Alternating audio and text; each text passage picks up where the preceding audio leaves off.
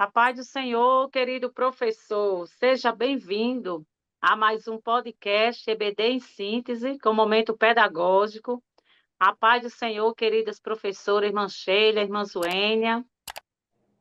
A paz do Senhor é um motivo de alegria estarmos aqui mais uma semana, né, para estudarmos juntos e aprendermos juntos antes de ministrar as nossas aulas. A paz do Senhor, meus irmãos, estamos aqui na penúltima lição do quarto trimestre. Que alegria, estamos chegando no finalzinho do ano, está pertinho já de concluirmos este ciclo, e Deus ele tem sido bondoso conosco até este presente momento. Estamos aqui mais uma vez para trazermos dicas pedagógicas que com certeza serão de muita valia para a aula dos nossos professores. Isso mesmo, querida professora. Hoje a lição de número 12, que tem por título A Bondade de Deus e os Falsos Profetas. Graças a Deus teremos alguns objetivos, conscientizar seus alunos de que vale a pena preservar ou perseverar em oração, porque nosso Pai Celestial é bom, nos ouve, quer o nosso bem, e enfatizar que o Evangelho fala claramente de dois caminhos. Logo, não há meio termo, né? Quando o assunto é a salvação. E esclarecer aos seus alunos como eles podem identificar um falso profeta e o perigo que é ser enganado por esse tipo de gente. Querida professora irmã Zuênia, com sua dica pedagógica. Amém, vamos lá. Hoje eu trouxe para vocês uma dinâmica que tem por título Centro da Vida, Homem ou Deus? Então, o objetivo é ensinar a identificar falsos profetas e compreender a diferença entre antropocentrismo, que é o homem no centro, e o teocentrismo, que é Deus no centro de tudo. Então, para essa aula, vocês vão precisar, professores, de cartões com situações ou declarações, algumas antropocêntricas e outras teocêntricas, papel e caneta para cada participante, duas caixas ou cestos rotulados com antropocentrismo e teocentrismo. E aí, para a abertura, você vai explicar que a dinâmica ajudará a entender como identificar os falsos profetas e a diferença entre colocar Deus, né, como centro de tudo na nossa vida e a diferença e colocar o homem, né, ser algo mais humano. Então, você vai distribuir primeiramente os cartões com as situações, né? Alguns exemplos dessas declarações antropocêntricas, que aí eu coloquei aqui. Eu posso fazer tudo sozinho, não preciso de ninguém, ou meu sucesso é resultado apenas dos meus esforços, e exemplos de declarações teocêntricas, que é confio em Deus para guiar os meus passos, minha vida é decidida e marcada por Deus. Então, e por aí vai. Então, você vai montar, né, esses cartões e você vai pedir que os participantes eles leiam essas declarações e eles escolham qual colocar. Como eles são novos convertidos, antropocentrismo e teocentrismo são termos que você vai estar ensinando para o seu aluno. Então, antes de iniciar o tópico 3, você já poderia estar iniciando com essa dinâmica, que aí já vai ajudar eles a terem essa noção, né? De identificar que os falsos profetas são, na realidade, pessoas que estão na casa do Senhor, que dizem estar ligados diretamente com Deus, porém, a sua pregação, doutrina, a sua vida é baseada nele mesmo, né? Que é o antropocentrismo.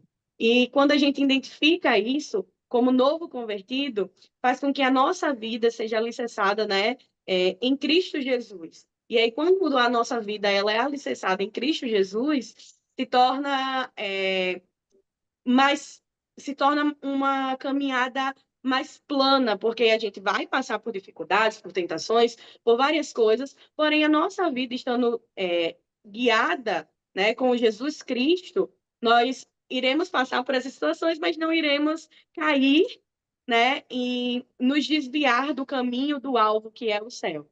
Amém? Então conclua com uma oração com o seu aluno, pedindo a Deus que ajude cada um a manter o foco nele e a discernir esses falsos ensinamentos, que hoje em dia com as mídias, né, acaba sendo muito mais fácil a gente ser enganado. Então, a gente precisa se blindar e precisamos finalizar esse momento com uma oração, pedindo para que Deus ele chegue, blindando a nossa mente e o nosso coração desses falsos ensinamentos.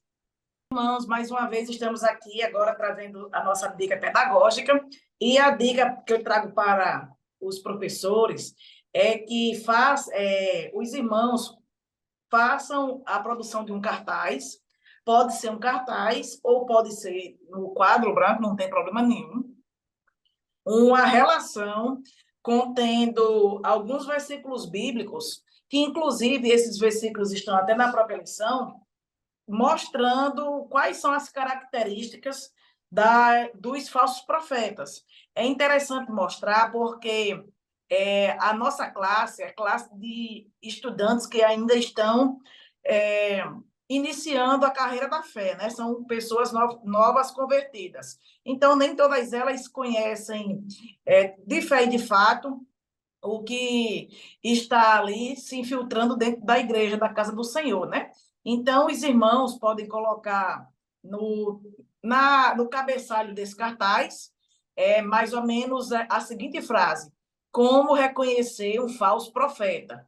E aí o irmão vai colocar as referências bíblicas e do lado dessas referências algumas características para que os alunos possam compreender e assim eles possam identificar as pessoas que estão agindo desta forma. A primeira referência que eu gostaria de citar para os irmãos é a referência que está no livro de Mateus, capítulo 7, versículo 15, em que o Senhor Jesus mostra que essas pessoas elas agem como lobos devoradores. Os irmãos podem também mostrar a referência que está ainda em Mateus 7, 21, que mostra que essas pessoas elas têm o hábito de... Mateus 7, 21, não, desculpa. Romanos, capítulo 1, versículo 25, que mostra que essas pessoas elas têm uma tendência a honrar mais a criatura do que o Criador. Mostra também as passagens que se encontram no livro de Mateus, capítulo 7, do versículo 21 ao versículo 23, assim como também a passagem que se encontra em 2 Timóteo, capítulo 4, versículo 23, que vão mostrar que essas pessoas elas têm uma tendência a dar ensinamentos, a trazer palavras voltadas mais ao antropocentrismo do que ao teocentrismo, que é o que a irmã Zuênia já falou, que são aquelas pessoas que tendem a colocar o homem no centro de tudo, ao invés de colocar Deus. E finalize também falando que essas pessoas, elas também têm hábitos de não gostarem de seguir a doutrina de Cristo.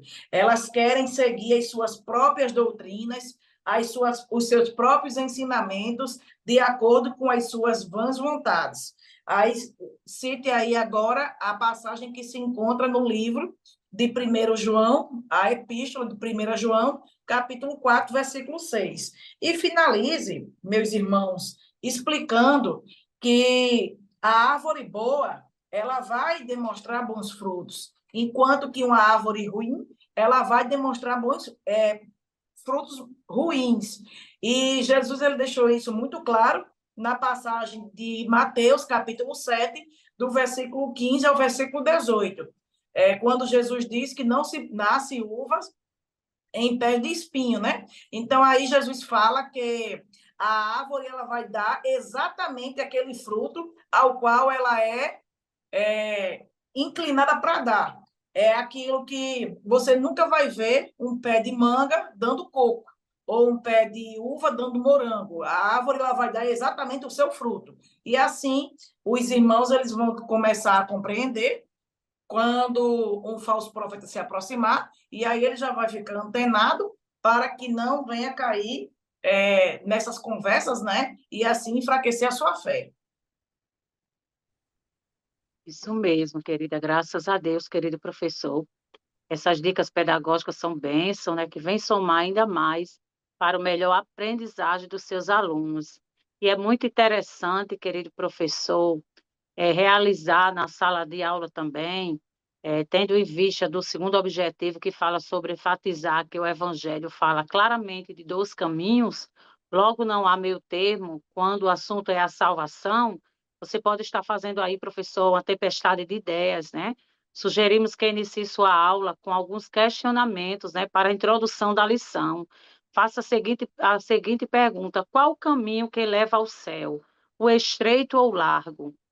Explique que o caminho que conduz ao céu é bem estreito, por isso muitos desistem e outros preferem os atalhos ou até mesmo os caminhos mais largos. E aí, querido professor, você pode estar explicando aí a diferença desses caminhos, né? A facilidade, nós sabemos que só há um caminho que leva ao nosso Senhor Jesus Cristo. E é bom que essa lição ela venha ainda mais despertar e mostrar que essa porta é Jesus. Querido professor, estas são as dicas pedagógicas para a lição de hoje.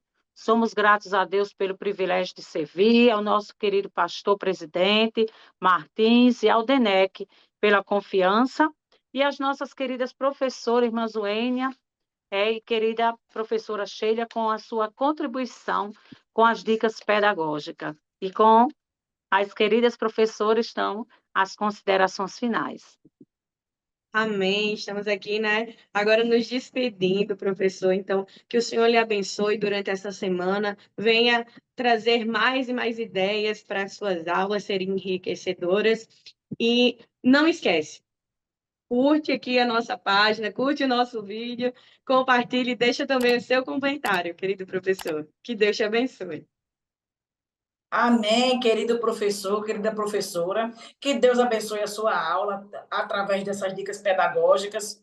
Que a sua vida também seja produtiva no reino de Deus e que esse conteúdo que vai ser ministrado por você venha edificar os seus alunos. Que Deus nos abençoe.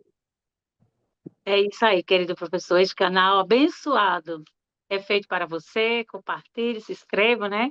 Pois aqui traremos sempre dicas e orientações pedagógicas para as suas aulas. Que Deus abençoe.